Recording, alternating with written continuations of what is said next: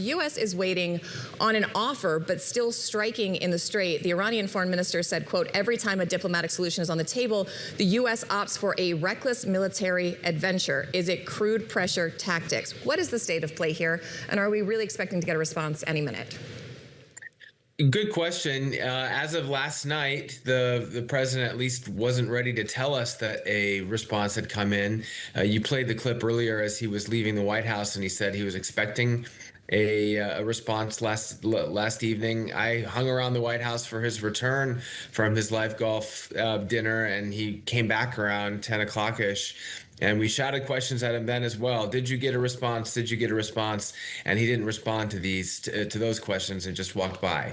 But from what he said and from what Secretary Rubio said, that's what they're waiting for, and still TBD on what it says and whether the Iranians are willing to engage in a way that the United States wants. The response or the note that you just made that they said about hostilities impacting their desire to continue has been part of the ups and downs between the two sides really since the war began.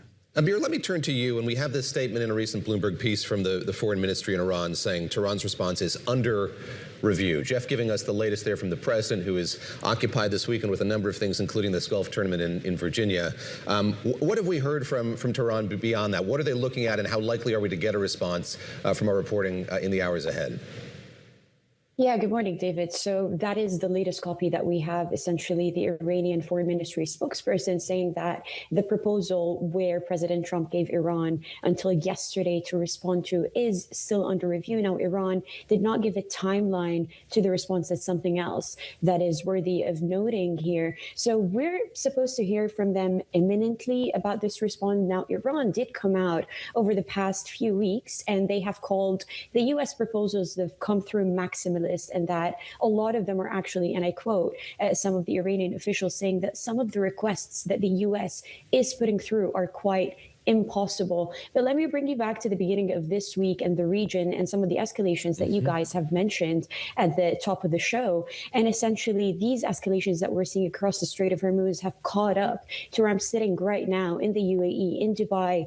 On Monday, we had Monday evening, starting at 7 p.m., about 4 missile threat alerts that came through our phones. And essentially, the defense ministry here came out later and said that those were Iranian attacks that the UAE defense system had intercepted, about 15 missiles all in all, and a few drones.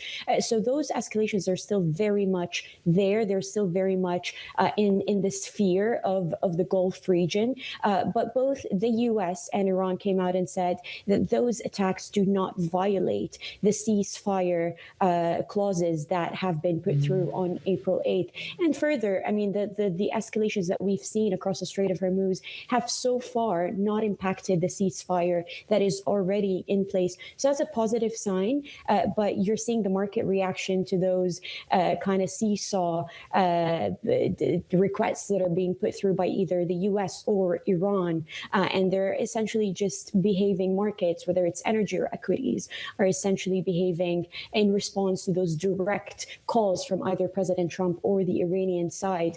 But as you mentioned, we're waiting to see the Iranian response. Again, was supposed to come out yesterday, or that's the expectation of the Trump administration. It's still not out yet. So something that we're keeping a very close eye on over the next few days.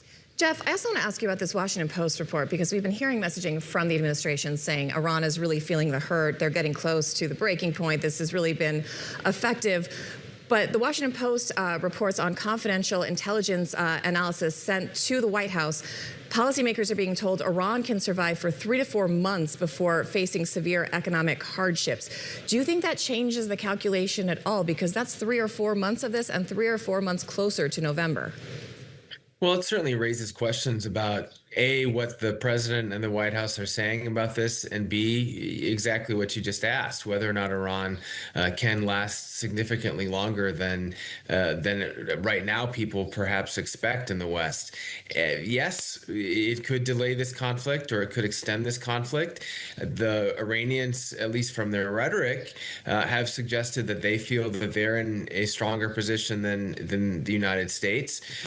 President Trump has been using rhetoric saying that the war is over, saying that the conflict is over. That in part has some connection to Congress and the deadline that passed there. But the truth is, it hasn't. I mean, there's a ceasefire, and that ceasefire has more or less held, with the exception of these skirmishes that have happened in the Strait of Hormuz. But Iran is not, so far, until the United States gets that response, specifically standing down. And President Trump, despite saying they want a deal and he wants a deal, has also used escalatory language to say that if a deal doesn't come, then the strikes, the bombs will flow and fall again, and at an even more intense level than they did before the ceasefire. Abeer, the energy story here is so crucial as it has been since the beginning of this war. We know that Vice President J.D. Vance met with the Qatari Prime Minister this week. They talked about regional security. They talked about Iran. They talked about natural gas as well. I'm curious what you can tell us about the level of coordination, cooperation between the U.S. And the Prime Minister right now, and sort of what came out of those meetings and the degree to which they're satisfied with what they're hearing from the United States about the trajectory of this war. Yeah, so look, I mean, the meeting that happened between the U.S. Vice President and the Qatari Prime Minister, we had a readout of that, and it's essentially what you just said. They are, talking about those LNG shipments that have traditionally gone through the Strait of Hormuz. A fraction of that is going through. Look, some of our reporting actually suggests, this was a report that came out by Bloomberg a couple of days ago, suggesting that perhaps some oil shipments and some LNG shipments are going through the Strait of Hormuz that are not being tracked by shipping companies, and that we name quite a few companies that are the biggest ones in the region. That's Saudi Aramco and the UAE's ADNOC, that where their ships are essentially having a little bit of success moving through. Now, again, we're talking about from over 12 million tankers going through the Strait of Hormuz to about 500,000, so very small figure. But some of what we heard from that meeting that happened between Vance and the Qatari Prime Minister is that the U.S. and Qatar are still keeping those relationships that have enabled them in the past to essentially carry through those wider LNG shipments. But something else that's quite interesting here is, and I allude to some of what you've mentioned about the relationships between Gulf countries and the United States and Israel as well. We're seeing a little bit of a friction between Gulf countries now. When the UAE was attacked earlier this week, we saw a flood of world leaders, including Saudi Arabia's MBS. We saw Egypt's president, Sisi, also coming to Abu Dhabi to show their solidarity. Now, MBS did hold a call with the UAE's leader, MBZ. But something that I've been hearing a lot about is post this war, what happens to this alliance in the GCC, especially in the wake of the UAE leaving OPEC? What does that mean for the wider cooperation within the six-country GCC? We're seeing a little bit of friction signs there. And so that is something that I thought was quite interesting to think about once this war, if this war is over, David. And I think exactly what we just talked about, Iran has created this Persian Gulf Strait Authority, and I'm sure you're hearing the same thing, Abeer and Jeff, but sources I'm talking to in the region are really afraid that the U.S. is going to leave with some sort of half measure that kind of enables Iran to, if not stop traffic in the Strait altogether, to taper it or control it or benefit or tax it or toll it or any of these things. And I think fears are really growing. I kind of have the same question for both of you, but Abeer, I'm going to start with you. Who is running this policy, both in the White House and Iran? Abeer, CNN has a report that U.S. intel says Iran's supreme leader is still shaping war policy, but we haven't really seen him. The Iranians are saying he's in complete health. Do we know who's running this on Iran's side, or is that still a little bit opaque as to who's actually making these decisions? Yeah, look, I mean, you're absolutely right. We haven't seen him. A lot of reasons behind why we haven't seen him go through a lot. You know, some reports earlier by the Wall Street Journal, we spoke about this a couple of weeks ago, say that his health condition is in tatters a little bit, that he needs plastic surgery. Now, none of this has been verified, but a lot of what we're hearing from the Iranian side is that he's still calling the calls behind the scenes, but this collection of Iranian officials that have been front and center now, that includes the foreign minister Abbas Araghchi, who has been in China meeting with his counterpart. We understand as well that that meeting in China has led to some kind of resolution, or not necessarily a resolution, but to some kind of breakthrough in Iran coming back to the table. The spokesperson in the ministry and the head of the parliament, as well as members of the IRGC, are still very much, the officials that are keeping track of these conversations that are happening with the U.S., Christina. Jeff, same question to you. Rubio, Vance, Witkoff, Trump. Yes? Who's handling it on the U.S. side, or who's really driving this policy? Yeah, is it a combination of all of the above? Yes, although I would say that, as with all things foreign policy, and for that matter domestic policy, everything comes down to President Trump. This is someone who follows his instincts, who can sometimes change his mind on a whim.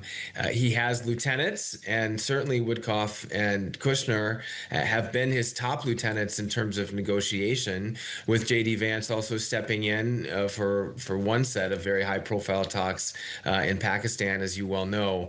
But at the end of the day, it's President Trump who's driving this train. It's President Trump who is deciding when he's ready to end, and deciding whether or not to issue additional threats or try to be de-escalatory. And he's done both. He's done both. On that last question to you, Jeff, just about this other ceasefire we saw between Ukraine and Russia, announced by the president at the request, I gather, of President Putin. What do you make of this coming about? And I guess there's the hope here that could be extended further. Any signs that might be in the offing?